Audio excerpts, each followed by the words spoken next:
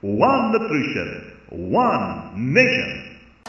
Alam nyo ba na pagtungtong ni baby sa ika-6 na buwan, hindi na sapat ang gatas ng ina para makuha ang lahat ng nutrisyon ng kanyang kailangan?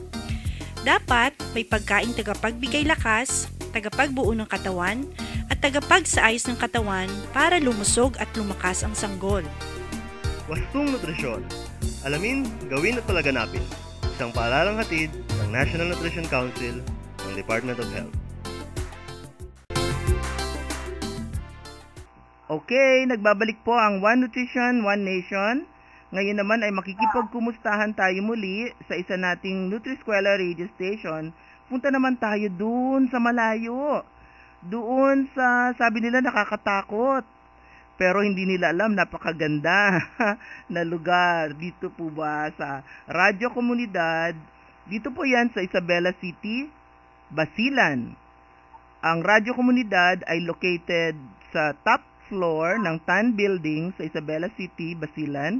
97.5 MHz Radyo Komunidad FM. Yan ang kanilang station ID. At ang atin pong mga kapartner dyan sa Radyo Komunidad ay ang ating City Mayor, nangunguna, Miss Cherry Santos Akbar. Napakaganda pero napakasipag at napakatapang na namumuno sa ating Isabela City. At ang atin pong partner NGO ay si magkapatid na Dr. Maning Tan and Dr. Philip Tan of the United Evangelical Church Volunteer Firefighters Group. Yan ang ating dalawang masugid na kapartner sa Radyo Komunidad Isabela City. And of course, I am speaking with the station manager, Mr. Richard Falcatan. At ang ating radio technician on board, sino po ba, Richard, ang ating technician on board ngayon? Si Slider Asek. Si? Slider po. Slider. Okay. So, magandang hapon sa inyong lahat. So, kumusta naman ang situation dyan sa Isabela City ngayon, sa Basilan, Mr. Richard? So far, medyo okay man, Asek Bernie. At ang station natin with the help of our partners, yung UECI and the city government, ang Radyo Komunidad, DXNO po dito, is doing good with the help also of the MQ and the Nutrition Council. For our latest survey po, almost the West Coast area ng Zamboanga City ay nare-reach na tayo yung signal ng Radyo Komunidad. Now, at ang yung programming natin, Radyo Komunidad operated from 5 o'clock a.m. to 5 o'clock p.m. Okay.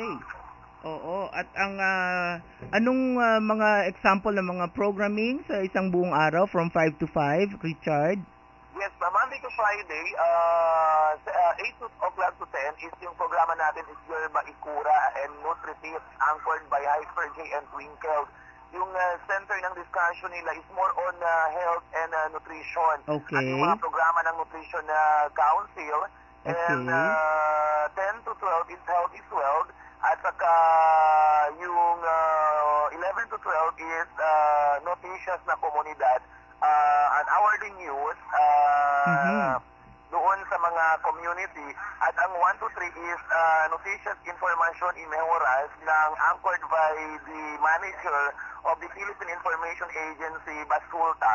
At Patricia, ang 3 to 5 okay. is Merienda Special anchored by Sexy Victoria. Wow. So, apparently, ang ganda ng mix of programs ng Radyo Komunidad, Mr. Richard. Maganda Yes, yung ma'am. mix. Oo. At saka, sa mga nakikinig po pala, alam niyo po, napakasipag ng Mr. Richard na kausap ko. Dahil, hindi lamang siya station manager, kundi nagre-report din po siya kung hindi siya naka-on board. Ayun, at ang mga report niya naka-post sa kanyang Facebook account.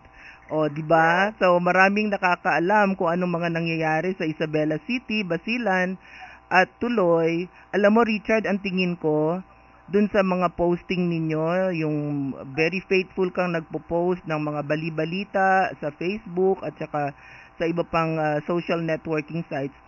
marami ang nakaka-appreciate ng situation sa Basilan at saka sa Isabela City. Dahil kung noon nakakatakot ang impression pag sinabi o narinig ang Isabela City. Ngayon, dahil parang ang lapit-lapit nyo lang naman at marami rin kayong activities na hindi lamang kahindik-hindik na balita, 'di ba? Mas marami ngayon sa ating mga kababayan ang nakakaintindi ano ba talaga ang nangyayari sa Isabela City, lalong-lalo na ang mga development projects ng inyong pamahalaang lungsod at ng mga partner ninyo na mga non-government organizations, 'di ba? Yes po, ma'am. Ay, yes po, ma'am lang ang sagot.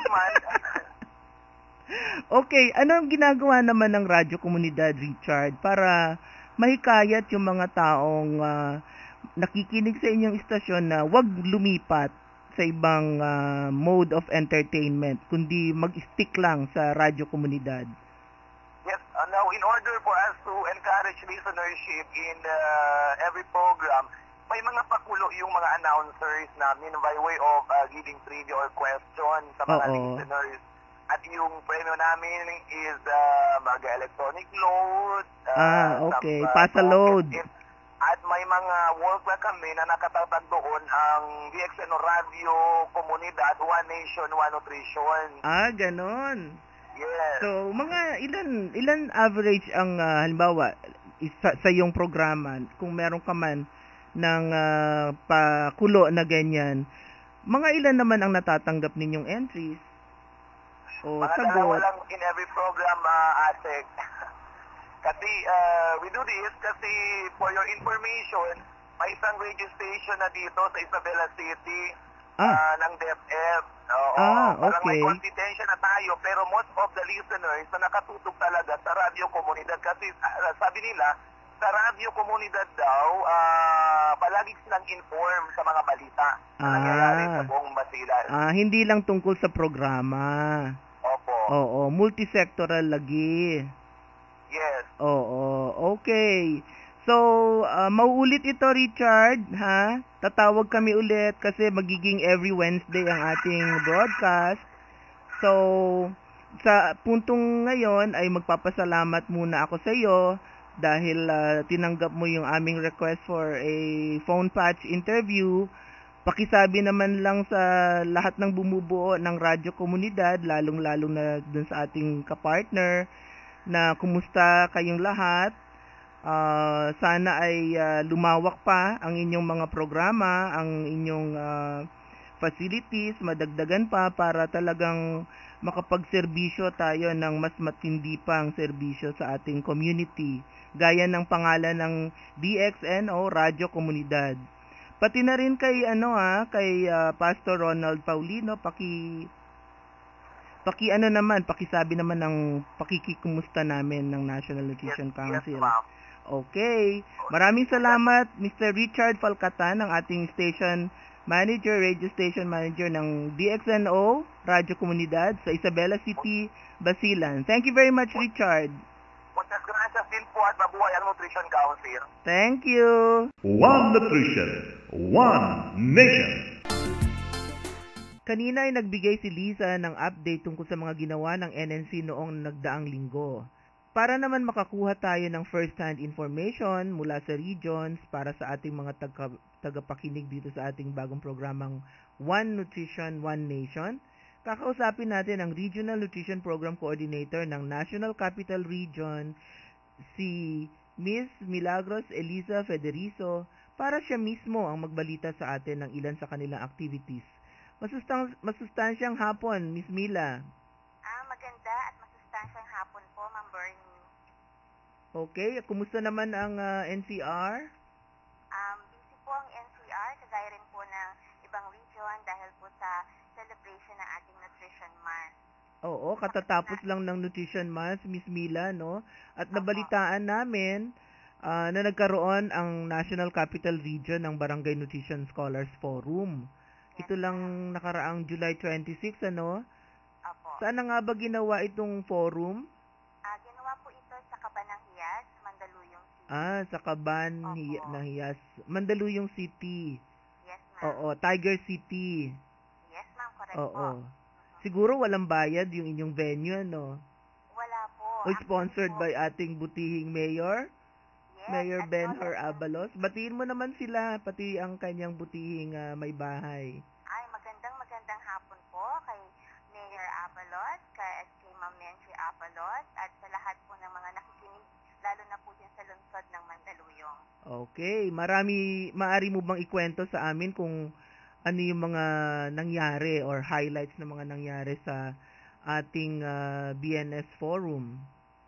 Mahigit po na 300 na barangay nutrition scholars. Ilan ka mo? 300? 300 po, ma'am. Oo. Ang dumalutin Puro ba lang sila Mandaluyong? Hindi po. Galing po ito sa iba't ibang LGUs po ng NCR. Galing po sa iba't ibang syudad saka po ng munisipyo ng Metro Manila. Okay, so lahat present naman, lahat represented, lahat ng lugar. Opo. Oo. Oo. Tapos anong ginawa nila? Maghapon lang ba to? Maghapon lang po ito, Ma'am Bernie. Oo. From 1 o'clock in the afternoon hanggang 5 o'clock po. Okay. Mga highlights po ng ginawang forum. Una po, naging bahagi po ng forum yung ginawa pong turnover ng BNS Diary ni Congressman Angelo Pasmones ng Agham Party List sa NNC. So, on behalf po ng NNC, nandun po si Ms. Judy Raval para po tumanggap ng BNS Diary. Excuse me, sandali. Excuse me, Mila. Dahan-dahan lang, Mila, kasi hindi ka namin masyadong marinig. Pwedeng laksan mo lang ng konti ang boses mo. Tapos, kasi nakuha ko lang dun sa first activity highlight, turnover. Pero ano yung turnover ulit? Okay po. Turnover po yung BNS Diary ni Congressman Angelo Palmones mula po sa Agham Party List. Ilan ang turnover na BNS Diary? For that event po, 350 pieces po ng BNS Diary ang na-turnover. Actually, ceremonial lang po ito. Yung iba pong regions ay bibigyan din po ng BNS Diary. So ang turnover doon sa Mandaluyong, yung para lang sa NCR. Yes, ma'am. Opo. Hindi siya nag-ceremonial turnover para sa lahat. Ano po, andun po yung presidente niya ng National BNS Federation, si Mr. Michael Tiberios. So, in essence, hindi po pagkakataon na tina-turn over na po ni Congressman Angelo Palmones yung BNS Diary para po yung lahat ng mga BNSs ng ating bansa. So ano yung diary? Anong laman niya? Para sa mga i-describe mo naman, Miss Mila, para ma-visualize ng ating mga tagapakinig kung ano yung itsura ng diary na pinaprint yata ng ating Congressman Palmones ng Agham Party List. Yes, ma'am. Kulay green po yung cover Ay, niya. At putulin mo. sa cover po, mayroon naging bahagi po ng BNS Forum, yung pong pag-turnover ng Barangay Nutrition Scholars Diary mula po sa Agham Party List, mula po kay Congressman Angelo Palmones. Turnover po ito sa National Nutrition Council at ang tumanggap po nito ay si Ms. Joey Raval. Kasama rin po ang presidente ng Barangay Nutrition Scholars Federation sa national at sa regional level, si Mr. Michael Tiberio, at ang inyo pong lingkod. Maganda po yung diary. Ang cover po niya ay green. Andun po yung mukha ng mga masisiglang bata. At sa loob po nun ay meron pong space para kung saan ay araw-araw na maisusulat po ng mga ating pong mga barangay nutrition scholars yung kanila pong mga daily activities. Kaya po ito ay diary ng kanilang mga activities.